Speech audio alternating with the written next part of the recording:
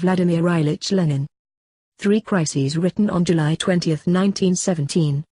The more violent the slander and lies against the Bolsheviks these days, the more calmly must we, while refuting the lies and slander, reflect upon the historical interrelation of events and the political, that is, class, significance of the revolution's present course. To refute the lies and slander, we only have to refer again to Listok Pravdy of July 6, and to call the reader's attention especially to the article printed below, which gives documentary evidence that on July 2 the Bolsheviks campaigned against the demonstration, as admitted by the Socialist Revolutionaries paper. The article indicates that on July 3 the popular mood exploded into action and the demonstration started against our advice. It shows that on July 4, in a leaflet reprinted by the Socialist Revolutionary paper Dielo Naroda, we called for a peaceful and organized demonstration, that on the night of July 4 we passed a decision to call off the demonstration. Slanderers, continue your slander. You can never refute these facts and their decisive significance in every connection. Let us turn to the question of the historical interrelation of the events. When, as early as the beginning of April, we opposed support for the provisional government, we were attacked by both the SRS and the Mensheviks. But what has reality proved?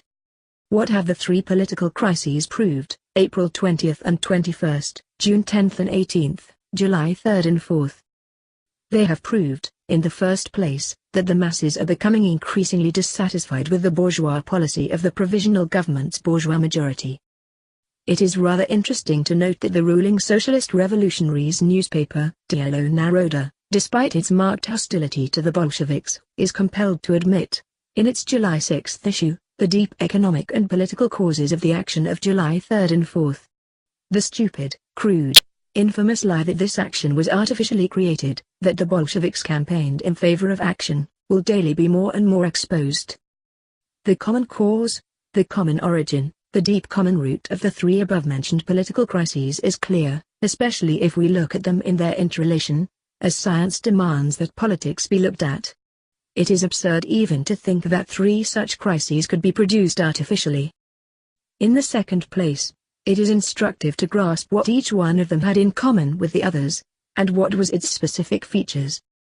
What is common to all 3 is a mass dissatisfaction overflowing all bounds, a mass resentment with the bourgeoisie and their government.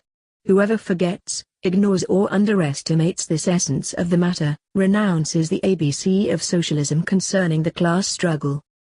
Let those who call themselves socialists, who know something about the character of the class struggle in European revolutions, think about the class struggle in the Russian Revolution.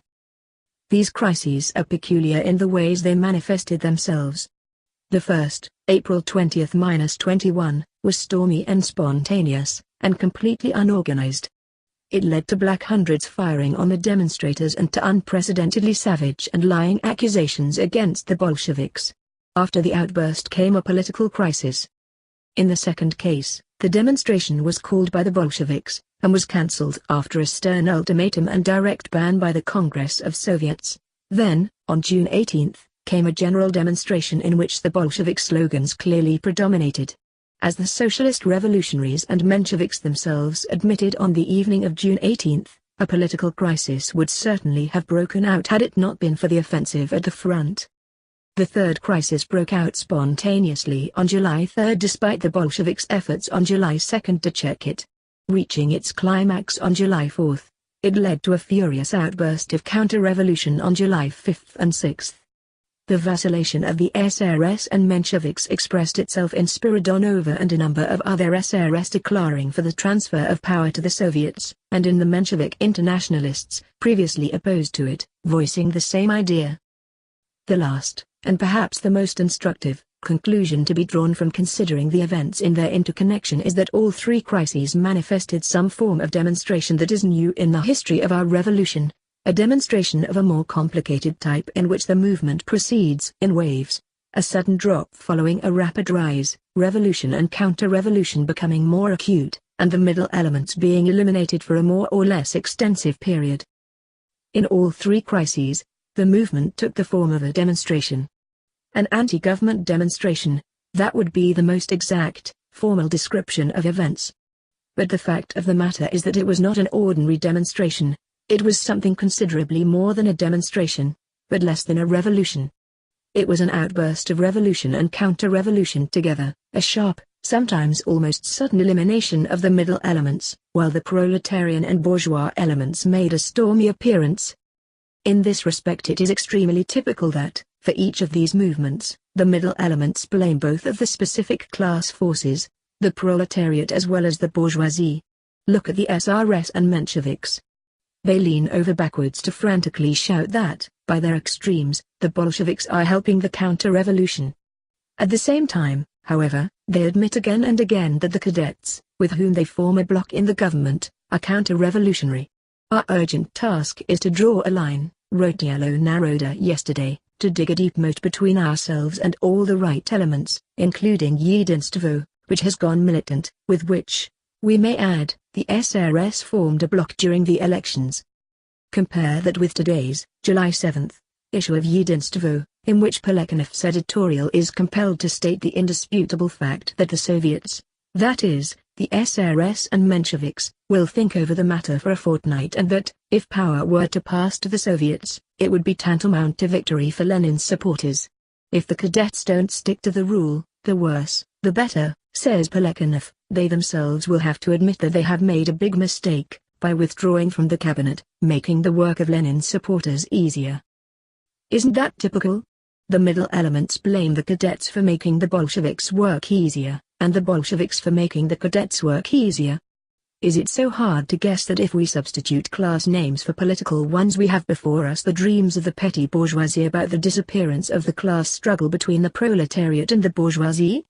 Isn't the petty bourgeoisie complaining about the class struggle between the proletariat and the bourgeoisie? Is it really so hard to guess that no Bolsheviks in the world could have created even a single popular movement, let alone 3 movements, if the deepest economic and political causes had not set the proletariat into action? Is it so difficult to guess that no cadets and the monarchists combined could have called forth any movement from the right if it had not been for the equally deep causes that make the bourgeoisie as a class counter-revolutionary?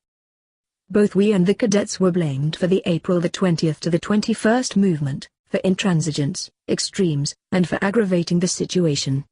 The Bolsheviks were even accused, absurd as it may be, of the firing on Nevsky. When the movement was over, however, those same SRS and Mensheviks, in their joint, official organ, Izvestia, wrote that the popular movement had swept away the imperialists, Miliukov, etc. That is, they praised the movement. Isn't that typical?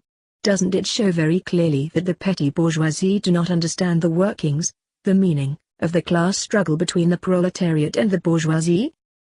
The objective situation is this. The vast majority of the country's population is petty bourgeois by its living conditions and more so by its ideas. But big capital rules the country, primarily through banks and syndicates. There is an urban proletariat in this country, mature enough to go its own way, but not yet able to draw at once the majority of the semi-proletarians to its side. From this fundamental, class fact follows the inevitability of such crises as the 3 we are now examining, as well as their forms. In future the forms of crises may, of course, change, but the substance of the issue will remain the same even if, for instance, the SR Constituent Assembly meets in October. The SRS have promised the peasants, 1. To abolish private land ownership, 2. To transfer the land to the working people, 3. To confiscate the landed estates and transfer them to the peasants without compensation. These great reforms can never be realized without the most decisive revolutionary measures against the bourgeoisie, measures that can only be taken when the poor peasants join the proletariat, only when the banks and the syndicates are nationalized. The credulous peasants, believing for a time that these beautiful things can be achieved by compromising with the bourgeoisie, will inevitably be disappointed and dissatisfied, mildly speaking, with the sharp class struggle of the proletariat against the bourgeoisie for the implementation of the promises of the SRS. So it was, and so it will be.